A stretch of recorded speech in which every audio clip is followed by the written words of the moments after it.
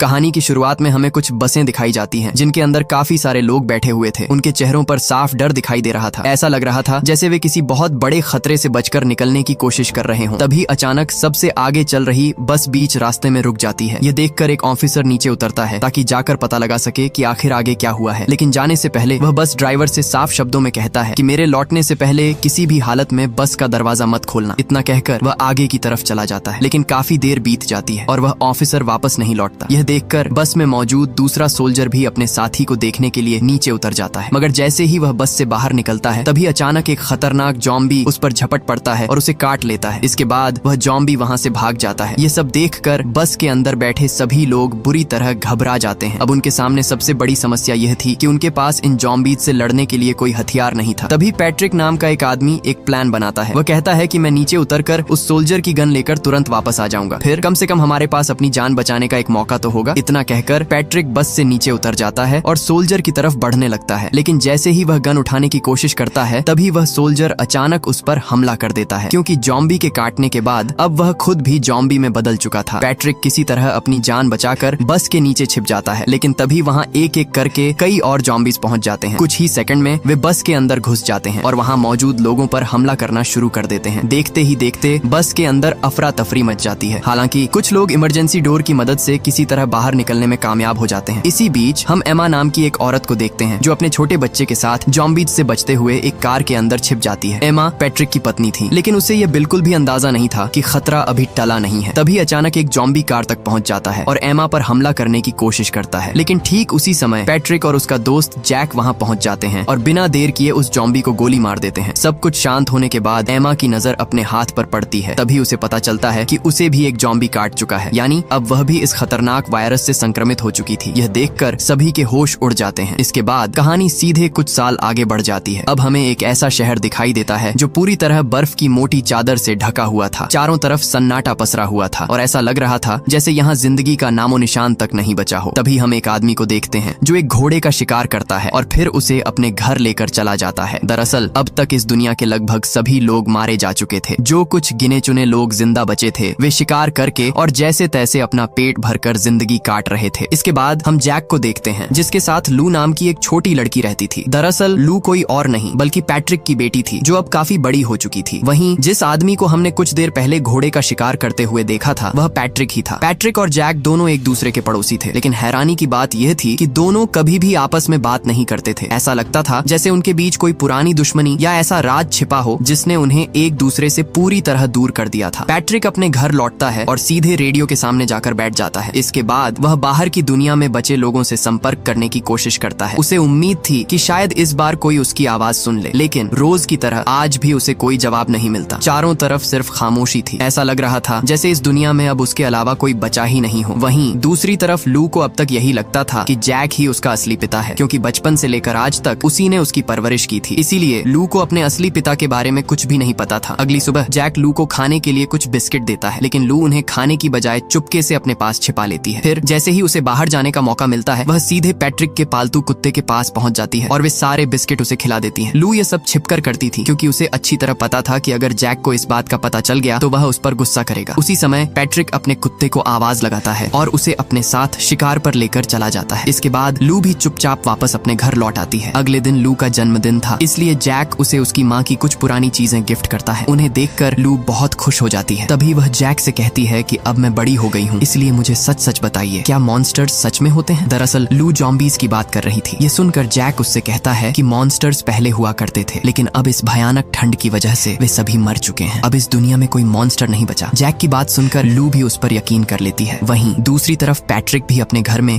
लू के लिए एक छोटा सा केक बनाता है, लेकिन वह उसे लेकर लू के पास नहीं जाता। वह अकेले ही अपने घर में बैठकर चुपचाप लू का जन्मदिन मनाता है। यह देखकर साफ पता चलता था कि वह अपनी बेटी से कितना प्यार करता है, लेकिन किसी वजह से उससे दूर रहने को मजबूर था। इसके बाद पैट्रिक एक बार फिर रेडियो के सामने बैठ जाता है और बाहर की दुनिया में मौजूद लोगों से संपर्क करने की कोशिश करता है, लेकिन इस बार भी उसे कोई जवाब नहीं मिलता। उसकी उम्मीद एक बार फिर टूट जाती है। उसी रात लू अपने कमरे में सो रही थी, तभी उसे एक बहुत ही डरावना सपना आता है और वह घबराकर जाग जाती है। उसकी नजर जैसे ही खिड़की की तरफ जाती है वह बाहर एक सफेद रंग का खौफनाक ज़ॉम्बी देखती है जो घर के बाहर लगे फेंस को पार करके अंदर आने की कोशिश कर रहा था। लेकिन तभी पैट्रिक का कुत्ता जोर जोर से भौंकने लगता है। कुत्ते की आवाज सुनते ही वह ज़ॉम्बी वहां से भाग भाग जाता है। ये सब देखकर लू बुरी तरह डर जाती है। उसे समझ नहीं आ रहा था कि आखिर उसने जो देखा वह सपना था या हकीकत। अगली सुबह जैसे ही जैक की आंख खुलती है, वह देखता है कि लू अपने बिस्तर पर नहीं है। यह देखकर वह घबरा जाता है और पूरे घर में उसे ढूंढना शुरू कर देता है। तभी उसकी नजर एक टेबल के नीचे पड़ती है जहाँ लू डरी सहमी छिपी बैठी थी। जैक भी उसके पास टेबल के नीचे चला जाता है और पूछता है कि आखिर तुम यहाँ क्या कर रही हो। इस पर लू कहती है कि कल रात मैंने एक मॉन्स्टर देखा था। उसका पूरा शरीर सफेद था और वह हमारे घर के अंदर आने की कोशिश कर रहा था। लू की बात सुनकर जैक उसे समझाते हुए कहता है कि मैंने तुम्हें पहले भी बताया था कि अब इस दुनिया में कोई मॉन्स्टर नहीं बचा है। लेकिन इस बार लू भी चुप नहीं रहती। वह तुरंत जैक से सवाल करती है कि अगर मॉन्स्टर्स नहीं होते तो आपने पूरे घर के चारों तरफ इतने ऊंचे ऊंचे फेंस क्यों लगा रखे हैं और आप हमेशा मुझे घर से बाहर जाने से क्यों रोकते रहते हैं। लू के इन सवालों का जैक के पास कोई जवाब नहीं था। वह सिर्फ खामोश होकर उसकी तरफ देखता रहता है। वहीं दूसरी तरफ पैट्रिक अपने कुत्ते के साथ शिकार पर निकल रहा था। तभी रास्ते में उसकी मुलाकात लू से होती है। पैट्रिक मुस्कुराते हुए उससे कहता है कि तुम मेरे कुत्ते को मीठी चीजें मत खिलाया करो, वो अंधा भी हो सकता है। तभी वहाँ पर जैक भी आ जाता है। जैसे ही वह पैट्रिक को लू से बातें करते हुए देखता है, उसका गुस्सा 7वें आसमान पर पहुंच जाता है। वह पैट्रिक को सख्त लहजे में लू से दूर रहने के लिए कहता है। पैट्रिक भी बिना कोई बहस किए अपनी स्नो बाइक स्टार्ट करता है और शिकार के लिए वहाँ से निकल जाता है। सबसे पहले वह खाने की तलाश में एक पुराने स्टोर के अंदर जाता है, लेकिन जैसे ही वह वहाँ राशन ढूंढने लगता है, उसकी नजर एक लोमड़ी पर पड़ती है जिसका शरीर किसी ने बेरहमी से नोच नोच कर खा लिया था। यह देखकर पैट्रिक तुरंत सतर्क हो जाता है। तभी कुछ ही दूरी पर उसे एक खौफनाक जॉम्बी दिखाई देता है जो उसी लोमड़ी का मांस बड़ी बेरहमी से खा रहा था। कुछ ही सेकंड बाद उस जॉम्बी की नजर भी पैट्रिक पर पड़ जाती है। फिर वह बिना एक पल गंवाए उसकी तरफ दौड़ पड़ता है, लेकिन पैट्रिक वक्त रहते स्टोर से बाहर निकल जाता है और बाहर से दरवाजा बंद कर देता है। इसके बाद वह जल्दी से अपनी स्नो बाइक पर बैठता है और पूरी रफ्तार से घर की तरफ निकल पड़ता है। लेकिन रास्ते में उसका ध्यान कुछ पल के लिए भटक जाता है, जिसकी वजह से उसकी स्नो बाइक सीधे एक पेड़ से टकरा जाती है। टक्कर इतनी जोरदार होती है कि पैट्रिक दूर जाकर गिरता है और बेहोश हो जाता है। वहीं दूसरी तरफ जैक लू को गन चलाना सिखा रहा था। लू पहली बार गन चला रही थी, इसलिए वह इसे सीखकर काफी खुश थी। उसे यह बिल्कुल भी अंदाजा नहीं था कि कुछ ही देर में असली खतरा उनके दरवाजे तक पहुंचने वाला है। इसके बाद हम फिर से पैट्रिक को देखते हैं। जब उसकी आंख खुलती है तो वह देखता है कि एक जॉम्बी उसके चेहरे के बिल्कुल सामने खड़ा है। पैट्रिक गौर से देखता है तो उसे पता चलता है कि उस जॉम्बी की आंखें पूरी तरह सफेद हो चुकी थीं, यानी अब उसे दिखाई नहीं देता था। दरअसल वक्त के साथ साथ ये जॉम्बीज भी म्यूटेंट बन चुके थे। भयानक ठंड की वजह से उनकी आंखों की रोशनी चली गई थी, लेकिन इसके बदले उनकी सुनने और सूंघने की ताकत पहले से कई गुना ज्यादा बढ़ चुकी थी। अब वे छोटी सी आवाज और हल्की सी गंध भी आसानी से पकड़ सकते थे। तभी दूर से गोली चलने की आवाज सुनाई देती है। आवाज सुनते ही वह जॉम्बी तुरंत उसी दिशा में दौड़ पड़ता है, यानी अब उसका अगला निशाना जैक का घर था। यह देखकर पैट्रिक के होश उड़ जाते हैं। वह तुरंत अपनी स्नो बाइक उठाता है और पूरी रफ्तार से जैक के घर की तरफ निकल पड़ता है। जैसे ही वह घर के करीब पहुंचता है, वह हवा में फायर करते हुए जोर जोर से जैक को अंदर जाने के लिए आवाज लगाता है, लेकिन ज्यादा दूरी होने की वजह से जैक उसकी बात सुन नहीं पाता। उसी वक्त वह जॉम्बी पीछे से आकर पैट्रिक पर हमला कर देता है और उसे स्नो बाइक से नीचे गिरा देता है। अब वह बेरहमी से पैट्रिक पर टूट पड़ता है। यह सब देखकर जैक तुरंत लू को घर के अंदर जाने के लिए कहता है और खुद अपनी गन से जॉम्बी पर निशाना साधने लगता है, लेकिन सही समय पर वह ट्रिगर नहीं दबा पाता। इसी का फायदा उठाकर जॉम्बी पैट्रिक के गले पर काट लेता है। तभी अचानक पैट्रिक का वफादार कुत्ता वहाँ पहुँच जाता है और बिना अपनी जान की परवाह किए जॉम्बी पर हमला कर देता है। उसकी वजह से जॉम्बी कुछ देर के लिए पैट्रिक से दूर हो जाता है, लेकिन इस लड़ाई के दौरान वह जॉम्बी कुत्ते को भी काट लेता है। मौका मिलते ही पैट्रिक अपनी गन उठाता है और जॉम्बी पर गोली चला देता है। गोली लगते ही वह जॉम्बी वहाँ से भाग निकलता है। जॉम्बी के जाने के बाद पैट्रिक अपने कुत्ते के पास पहुँचता है, लेकिन तब तक बहुत देर हो चुकी थी। जॉम्बी के काटने की वजह से उसके वफादार साथी की मौत हो चुकी थी। यह देखकर पैट्रिक पूरी तरह टूट जाता है। इसके बाद वह अपने कुत्ते को उठाकर घर ले आता है। अपने सबसे वफादार साथी को खोने का दुख तो उसे था ही, लेकिन उससे भी ज्यादा डर उसे इस बात का था कि जॉम्बी उसके गले पर भी काट चुका था, यानी अब वह खुद भी संक्रमित हो चुका था। अब पैट्रिक अपनी गन उठाता है और अपनी जिंदगी खत्म करने का फैसला कर लेता है, लेकिन जैसे ही वह खुद पर गोली चलाने वाला होता है, तभी कहानी फ्लैशबैक में चली जाती है। दरअसल जब एमा को जॉम्बी ने उसके हाथ पर काट लिया था, तभी पैट्रिक ने एक बहुत बड़ा फैसला लिया था। उसने बिना एक पल गंवाए एमा का वही हाथ काट दिया था, ताकि वायरस उसके पूरे शरीर में फैलने से पहले ही रुक जाए। इसी वजह से उस समय एमा की जान बच गई थी। अब कहानी वापस प्रेजेंट में आ जाती है। यहाँ पैट्रिक इस सदमे को बर्दाश्त नहीं कर पाता और बहुत ज्यादा शराब पी लेता है। नशा इतना ज्यादा हो जाता है कि वह वहीं बेहोश होकर गिर जाता है। कुछ देर बाद जब उसकी आंख खुलती है तो उसे रेडियो से किसी की आवाज सुनाई देती है। कोई उससे संपर्क करने की कोशिश कर रहा था। पैट्रिक तुरंत रेडियो उठाता है और सामने वाले आदमी को बताता है कि जॉम्बीज एक बार फिर वापस आ चुके हैं। इतना ही नहीं, उनमें से एक ने मुझे भी काट लिया है। ये सुनते ही सामने वाला आदमी बुरी तरह घबरा जाता है, क्योंकि काफी सालों से किसी ने भी एक भी जॉम्बी नहीं देखा था। इसलिए सभी लोगों को यही लगता था कि अब इस दुनिया से सारे जॉम्बीज हमेशा के लिए खत्म हो चुके हैं। वहीं दूसरी तरफ लू अपने प्यारे कुत्ते की मौत से बेहद दुखी दुखी थी। तभी वह जैक से जिद करने लगती है कि उसे ताजे फूल चाहिए, क्योंकि वह उन फूलों को अपनी माँ की तस्वीर के सामने रखना चाहती थी। जैक भी उसकी बात मान जाता है और फूल लेने के लिए बाहर निकल पड़ता है। बाहर जाते ही उसकी नजर पैट्रिक पर पड़ती है, जो अपने वफादार कुत्ते को घर के बाहर दफना रहा था। यह देखकर जैक को भी काफी दुख होता है, लेकिन उसके मन में एक सवाल बार बार घूम रहा था, अगर पैट्रिक को जॉम्बी ने काट लिया था तो वह अब तक जॉम्बी में क्यों नहीं बदला। यही बात सोचते हुए जैक वहाँ से फूल लेने चला जाता है। रात होने के बाद जैक वापस घर लौटता है। उसके हाथ में ताजे फूल थे। उन्हें देखकर लू बहुत खुश हो जाती है। सबसे पहले वह कुछ फूल अपनी माँ की तस्वीर के सामने रखती है, लेकिन बाकी फूल लेकर चुपचाप घर से बाहर निकल जाती है। उधर जैक जब घर के अंदर आता है तो उसे लू कहीं दिखाई नहीं देती। वह पूरे घर में उसे ढूंढता है। तभी उसकी नजर बाहर जाती है और वह देखता है कि लू अकेली घर से दूर जा रही है। यह देखकर जैक के होश उड़ जाते हैं और वह तुरंत उसके पीछे भागता है। इधर लू पैट्रिक के कुत्ते की कब्र पर फूल रख रही थी, लेकिन तभी अचानक वही खौफनाक म्यूटेंट जॉम्बी उसके पीछे आ जाता है और अपने नुकीले नाखूनों से उस पर हमला कर देता है। उसी वक्त जैक भी वहाँ पहुँच जाता है। वह बिना अपनी जान की परवाह किए लू को बचाने के लिए जॉम्बी से भिड़ जाता है। दोनों के बीच जबरदस्त लड़ाई शुरू हो जाती है, लेकिन इस दौरान जॉम्बी जैक को भी बुरी तरह घायल कर देता है। तभी ठीक समय पर पैट्रिक वहाँ पहुँच जाता है। वह बिना देर किए अपनी गन निकालता है और जॉम्बी पर गोली चला देता है। गोली लगते ही जॉम्बी वहीं गिर जाता है और आखिरकार खतरा टल जाता है। इसके बाद जब जैक की आंख खुलती है तो वह खुद को पैट्रिक के घर के अंदर पाता है, लेकिन वहाँ लू कहीं दिखाई नहीं देती। ये देखकर वह घबरा जाता है और तुरंत उसे ढूंढने के लिए बाहर निकलता है। जैसे ही वह घर से बाहर आता है, उसकी नजर उस म्यूटेंट जॉम्बी पर पड़ती है, जिसे पैट्रिक ने जिंदा पकड़कर मजबूत रस्सियों से बांध रखा था। तभी पैट्रिक भी वहाँ आ जाता है और जैक को बताता है कि अब ये जॉम्बीज पहले जैसे नहीं रहे। वक्त के साथ ये म्यूटेंट बन चुके हैं। इनकी चमड़ी पहले से कहीं ज्यादा मोटी हो गई है, इसलिए अब इन्हें ठंड का ज्यादा असर नहीं होता। हालांकि लगातार बर्फ में रहने की वजह से इनकी आंखों की रोशनी पूरी तरह खत्म हो चुकी है, लेकिन इसके बदले इनकी सूंघने और सुनने की ताकत कई गुना बढ़ गई है। अब ये छोटी सी आवाज और हल्की सी गंध का भी आसानी से पता लगा लेते हैं। पैट्रिक अभी जैक को यह सब समझा ही रहा था कि तभी वहाँ लू भी आ जाती है। उसे देखकर दोनों राहत की सांस लेते हैं। लू पूरी तरह सुरक्षित थी। उसके चेहरे पर सिर्फ कुछ हल्की खरोंचें थीं। लू को सही सलामत देखकर जैक की जान में जान आ जाती है। इसके बाद वह उसे अपने साथ लेकर वापस घर लौट जाता है। उधर पैट्रिक अपने घर में अकेला बैठा हुआ था। तभी अचानक उसके पास लू की कॉल आती है। लू बड़े प्यार से उसे कहती है कि आज रात आपको हमारे घर डिनर पर आना है। यह सुनते ही पैट्रिक के चेहरे पर लंबे समय बाद मुस्कान आ जाती है। वह बिना देर किए उसके निमंत्रण को स्वीकार कर लेता है। रात होने पर पैट्रिक डिनर पर जाने की तैयारी करने लगता है। सबसे पहले वह अच्छी तरह नहाता है और फिर कई दिनों बाद अपनी दाढ़ी भी साफ करता है। ऐसा लग रहा था जैसे वह इस शाम को खास बनाना चाहता हो। इसके बाद पैट्रिक जैक के घर पहुंचता है। जैक भी उसे इतने लंबे समय बाद बिना दाढ़ी के देख रहा था। तभी लू वहां आती है, लेकिन पैट्रिक का बदला हुआ चेहरा देखकर वह उसे पहचान ही नहीं पाती। फिर जैक मुस्कुराते हुए कहता है कि यही पैट्रिक है। यह सुनकर लू भी मुस्कुरा देती है और फिर तीनों साथ बैठकर डिनर करने लगते हैं। पैट्रिक अपने साथ लू के लिए एक छोटा सा गिफ्ट भी लाया था। लू को भी वह गिफ्ट बहुत पसंद आता है। डिनर खत्म होने के बाद पैट्रिक लू को एक कहानी सुनाने लगता है। कहानी सुनते सुनते लू को नींद आ जाती है और वह वहीं सो जाती है। इसके बाद जब पैट्रिक वापस अपने घर जाने लगता है तो वह जैक से कहता है कि हमें अब यहाँ से निकल जाना चाहिए। मुझे पूरा यकीन है कि इस दुनिया में अभी भी कुछ लोग जिंदा हैं और मुझे यह भी लगता है कि बहुत जल्द यहाँ और जॉम्बीज पहुँच जाएंगे। इसीलिए जितनी जल्दी हो सके हमें कोई सुरक्षित जगह ढूंढ लेनी चाहिए। लेकिन जैक को उसकी बात बिल्कुल भी सही नहीं लगती। उसे पूरा भरोसा था कि वे लोग यहाँ पूरी तरह सुरक्षित हैं। यही सोचकर वह पैट्रिक की बात मानने से साफ इनकार कर देता है। दोनों के बीच बहस शुरू हो जाती है। आखिरकार गुस्से में जैक पैट्रिक को घर से बाहर निकाल देता है और कहता है कि तुम्हें डिनर पर बुलाकर मैंने बहुत बड़ी गलती कर दी। इसके बाद कहानी फिर से फ्लैशबैक में चली जाती है। हम देखते हैं कि एक दिन एमा और पैट्रिक सामान लेने के लिए एक स्टोर में गए थे, लेकिन वहाँ किसी बात को लेकर दोनों के बीच बहस हो जाती है। पैट्रिक को शक होने लगा था कि एमा जैक को पसंद करने लगी है। गुस्से में आकर वह एमा को अकेला छोड़कर वहाँ से चला जाता है, लेकिन उसे बिल्कुल भी अंदाजा नहीं था कि उसका यह फैसला एमा की जान ले लेगा। जैसे ही पैट्रिक वहाँ से जाता है उसी वक्त एक जॉम्बी आकर एमा पर हमला कर देता है और उसे मार डालता है। जब यह बात जैक को पता चलती है तो वह गुस्से में सीधे पैट्रिक के घर पहुँचता है। वह पैट्रिक को उसकी गलती के लिए खूब सुनाता है। इसके बाद वह लू को भी अपने साथ ले जाता है, क्योंकि उसे लगता था कि पैट्रिक अब उसका ठीक से ख्याल नहीं रख पाएगा। इसके बाद कहानी फिर से प्रेजेंट टाइम में लौट आती है। उसी रात लू अचानक एक डरावने सपने से घबराकर उठ जाती है। वह तुरंत जैक के पास जाती है और कहती है कि मैंने सपने में देखा आप मर गए थे। मुझे बहुत डर लग रहा है क्योंकि मैं आपको खोना नहीं चाहती। लू की बातें सुनकर जैक भी सोच में पड़ जाता है। उसे एहसास होता है कि शायद पैट्रिक सही कह रहा था। अगर वे लोग यहीं रुके रहे तो कभी भी किसी बड़े खतरे का सामना करना पड़ सकता है। इसलिए वह फैसला करता है कि अब यहाँ से निकल जाना ही बेहतर होगा। अगली सुबह जैक और लू पैट्रिक के घर पहुँच जाते हैं। इसके बाद तीनों अपनी गाड़ी में बैठते हैं और वहाँ से निकल पड़ते हैं। सबसे पहले वे एक पुराने स्टोर पर रुकते हैं ताकि वहाँ से कुछ जरूरी सामान इकट्ठा किया जा सके। जब वे सामान लेकर बाहर निकलते हैं तभी उनकी नजर कुछ दूरी पर खड़ी एक औरत पर पड़ती है। वह चुपचाप उनकी तरफ देख रही थी। पैट्रिक तुरंत उसके पास जाता है और उससे बात करने की कोशिश करता है, लेकिन जैसे ही वह उसके करीब पहुंचता है, वह औरत बुरी तरह घबरा जाती है और अचानक बेहोश होकर जमीन पर गिर पड़ती है। यह देखकर पैट्रिक और जैक बिना देर किए उसे उठाते हैं और अपने साथ घर ले आते हैं। पैट्रिक तुरंत समझ गया था कि इस औरत को किसी गहरे सदमे ने तोड़ दिया है। यही वजह थी कि वह इतनी ज्यादा घबराई हुई थी और ठीक से बात भी नहीं कर पा रही थी। कुछ देर बाद जब उसकी हालत थोड़ी सामान्य होती है, तब वह पैट्रिक और जैक को पूरी बात बताती है। वह कहती है कि मैं और मेरा परिवार तुम्हारे रेडियो मैसेज सुनकर ही इस जगह की तरफ आ रहे थे, लेकिन रास्ते में हम पर ज़ॉम्बीज़ ने हमला कर दिया। उस हमले में मेरा पूरा परिवार मारा गया, सिर्फ मैं ही किसी तरह बच पाई। इसी दौरान हमें पता चलता है कि इस औरत का नाम एन है और वह प्रेग्नेंट भी है। तभी अचानक एन को बाहर से ज़ॉम्बीज़ की डरावनी आवाजें सुनाई देती हैं। आवाज सुनते ही वह बुरी तरह घबरा जाती है। तब पैट्रिक उसे समझाते हुए कहता है कि घबराओ मत, हमने एक ज़ॉम्बी को जिंदा पकड़कर बांध रखा है, वह तुम्हें कोई नुकसान नहीं पहुंचा पाएगा। लेकिन पैट्रिक की यह बात सुनकर एन और भी ज्यादा डर जाती है। वह तुरंत एक गन उठाती है और उस बंधे हुए ज़ॉम्बी के पास पहुंच जाती है। इसके बाद बिना एक सेकंड गंवाए वह उसे गोली मारकर वहीं खत्म कर देती है। फिर वह पैट्रिक और जैक से कहती है कि शायद तुम्हें यह बात नहीं पता, ये ज़ॉम्बीज़ मरने से पहले जो डरावनी आवाजें निकालते हैं वे अपने बाकी साथियों को बुलाने का इशारा होती हैं। यानी अब बहुत जल्द यहाँ और भी ज़ॉम्बीज़ पहुंचने वाले हैं। एन अपनी बात पूरी भी नहीं कर पाती कि तभी चारों तरफ से कई ज़ॉम्बीज़ की चीखने की आवाजें गूंजने लगती हैं। ये सुनते ही सभी समझ जाते हैं कि पूरा झुंड उनकी तरफ तेजी से बढ़ रहा है। बिना वक्त गंवाए पैट्रिक सभी को घर के अंदर ले आता है। इसके बाद वे मिलकर घर की हर खिड़की और दरवाजे को अच्छी तरह बंद कर देते हैं। साथ ही अपनी अपनी गन भी लोड कर लेते हैं, क्योंकि अब उन्हें पता था कि अगली लड़ाई उनकी जिंदगी की सबसे खतरनाक लड़ाई होने वाली है। कुछ ही देर में ज़ॉम्बीज़ उनके घर तक पहुंच जाते हैं। उनमें से एक ज़ॉम्बी तो घर की छत पर भी चढ़ जाता है। यह देखकर जैक सबसे पहले लू की सुरक्षा के बारे में सोचता है। वह तुरंत उसे घर के नीचे बने बेसमेंट में भेज देता है ताकि वह वहाँ सुरक्षित रह सके। इसके बाद जैक छत की तरफ जाता है ताकि ऊपर मौजूद ज़ॉम्बी को रोक सके, लेकिन जैसे ही वह ऊपर पहुंचता है, एक ज़ॉम्बी अचानक उस पर हमला कर देता है। दोनों के बीच जबरदस्त लड़ाई शुरू हो जाती है। अपनी जान बचाने के लिए जैक एक कमरे के अंदर घुसने की कोशिश करता है, लेकिन वह ज़ॉम्बी इतना ताकतवर था कि जैक दरवाजा बंद तक नहीं कर पाता। उधर नीचे भी हालात बेकाबू हो चुके थे। कई ज़ॉम्बीज़ घर के अंदर घुस आते हैं और सीधे पैट्रिक और एन पर हमला कर देते हैं। दोनों पूरी कोशिश कर रहे थे कि किसी तरह उन्हें मार गिराएं, लेकिन ये म्यूटेंट ज़ॉम्बीज़ पहले से कहीं ज्यादा तेज और फुर्तीले थे, इसीलिए उनका सामना करना बिल्कुल आसान नहीं था। वहीं दूसरी तरफ बेसमेंट में भी एक ज़ॉम्बी किसी तरह घुस जाता है। अब लू वहाँ अकेली थी और अपनी जान बचाने के लिए हर संभव कोशिश कर रही थी। तभी एन के दिमाग में एक शानदार आइडिया आता है। वह तुरंत स्पीकर पर तेज आवाज में गाना चला देती है। अचानक चारों तरफ आवाज गूंजने लगती है। इस आवाज की वजह से सभी ज़ॉम्बीज़ कुछ पल के लिए कंफ्यूज हो जाते हैं और उनका ध्यान भटक जाता है। जैक इसी मौके का फायदा उठाता है और ऊपर मौजूद ज़ॉम्बी को मार गिराता है। वहीं नीचे पैट्रिक और एन भी घर के अंदर घुसे ज़ॉम्बीज़ को खत्म करने लगते हैं। लेकिन तभी लड़ाई के बीच अचानक पैट्रिक को याद आता है कि लू अभी भी बेसमेंट में अकेली है। जैसे ही वह बेसमेंट का दरवाजा खोलता है, अचानक एक ज़ॉम्बी बाहर आकर उस पर हमला कर देता है, लेकिन पैट्रिक बिना घबराए तुरंत अपनी गन से उसे मार गिराता है। उसी समय लू भी रोते हुए बेसमेंट से बाहर आती है। वह बुरी तरह डरी हुई थी, क्योंकि कुछ ही पल पहले वह वहाँ मरते मरते बची थी। पैट्रिक तुरंत लू को लेकर रेडियो रूम में जाता है और उसे वहीं सुरक्षित छोड़ देता है। तभी अचानक रेडियो पर किसी औरत की आवाज सुनाई देती है। वह उनसे संपर्क करने की कोशिश कर रही थी। लू तुरंत उससे बात करने लगती है। वह औरत लू को बताती है कि स्प्रिंग फॉल नाम की जगह पर अभी भी बहुत सारे लोग जिंदा हैं और वहीं पर कई सर्वाइवर्स ने अपनी एक सुरक्षित बस्ती बना ली है। वहीं दूसरी तरफ पैट्रिक और एन मिलकर घर के अंदर घुसे एक एक ज़ॉम्बी को मार रहे थे। तभी अचानक पूरे घर की बिजली चली जाती है। बिजली जाते ही स्पीकर भी बंद हो जाता है। जैसे ही स्पीकर की आवाज बंद होती है, ज़ॉम्बीज़ एक बार फिर घर के अंदर घुसने की कोशिश करने लगते हैं, लेकिन इस बार वे पहले से भी ज्यादा खतरनाक और गुस्से में दिखाई दे रहे थे। यह देखकर जैक को एहसास हो जाता है कि अब शायद उनका बचना नामुमकिन है। चारों तरफ ज़ॉम्बीज़ ने घर को घेर रखा था और उनकी गन में भी बहुत कम गोलियां बची थीं। आखिरकार जैक टूट जाता है। वह लू के पास जाता है। उसके मन में एक दर्दनाक फैसला चल रहा था। वह नहीं चाहता था कि लू ज़ॉम्बीज़ के हाथों मरे या खुद एक ज़ॉम्बी बन जाए, इसलिए वह सोचने लगता है कि इससे पहले वह अपनी और लू की जिंदगी खुद ही खत्म कर दे। लेकिन तभी लू सबको रोकते हुए कहती है कि अभी थोड़ी देर पहले मेरी रेडियो पर एक औरत से बात हुई थी। उसने मुझे बताया है कि स्प्रिंग फॉल में अभी भी बहुत सारे लोग जिंदा हैं और उसने यह भी बताया कि इन म्यूटेंट ज़ॉम्बीज़ को सिर्फ सिर में गोली मारकर ही मारा जा सकता है। लू की बात सुनते ही सभी के अंदर एक नई उम्मीद जाग उठती है। लेकिन अब सबसे बड़ी परेशानी यह थी कि वे लोग घर से बाहर निकलें कैसे, क्योंकि पूरा घर ज़ॉम्बीज़ के झुंड से घिर चुका था। तभी पैट्रिक एक बड़ा फैसला लेता है। वह जैक से कहता है कि मैं बाहर जाकर इन सभी ज़ॉम्बीज़ का ध्यान अपनी तरफ खींचता हूँ। तुम इसी मौके का फायदा उठाकर लू और एन को लेकर मेरी गाड़ी से यहाँ से निकल जाना। इतना कहकर पैट्रिक अपनी गन उठाता है और घर से बाहर निकल जाता है। बाहर पहुँचते ही वह लगातार गोलियां चलाकर ज़ॉम्बीज़ को अपनी तरफ आकर्षित करने लगता है। एक एक करके सारे ज़ॉम्बीज़ उसी की तरफ दौड़ पड़ते हैं और कुछ ही पलों में उसे चारों तरफ से घेर घेर लेते हैं। उधर जैक यही मौका देखकर लू और एन को जल्दी से गाड़ी में बैठाता है और वहाँ से निकलने की तैयारी कर लेता है। इधर कई ज़ॉम्बीज पैट्रिक को पकड़ लेते हैं। पैट्रिक समझ चुका था कि अब उसका बचना संभव नहीं है। आखिरी बार वह अपनी पुरानी यादों को याद करता है, अपनी पत्नी, अपनी बेटी और उन सभी पलों को जिन्हें वह कभी वापस नहीं पा सकता था। इसके बाद वह बिना डरे अपने पास मौजूद विस्फोटक को एक्टिवेट कर देता है। अगले ही पल एक जोरदार धमाका होता है और पैट्रिक खुद को उन सभी ज़ॉम्बीज के साथ उड़ा देता है। दूसरी तरफ जैक, लू और एन दूर खड़े यह सब देख रहे थे। पैट्रिक की कुर्बानी ने उन तीनों की जान बचा ली थी, लेकिन उसकी मौत ने उन्हें अंदर से पूरी तरह तोड़ दिया। इसके बाद जैक, लू और एन उसी गाड़ी में बैठकर स्प्रिंग फॉल की तरफ निकल पड़ते हैं, जहां शायद अभी भी इंसानियत की आखिरी उम्मीद बाकी थी। और बस दोस्तों, इसी के साथ हमारी आज की कहानी यहीं खत्म होती है। अगर आपको यह कहानी पसंद आई हो तो वीडियो को लाइक करें, चैनल को सब्सक्राइब करें और अपने दोस्तों के साथ जरूर शेयर करें। मिलते हैं अगली शानदार कहानी में।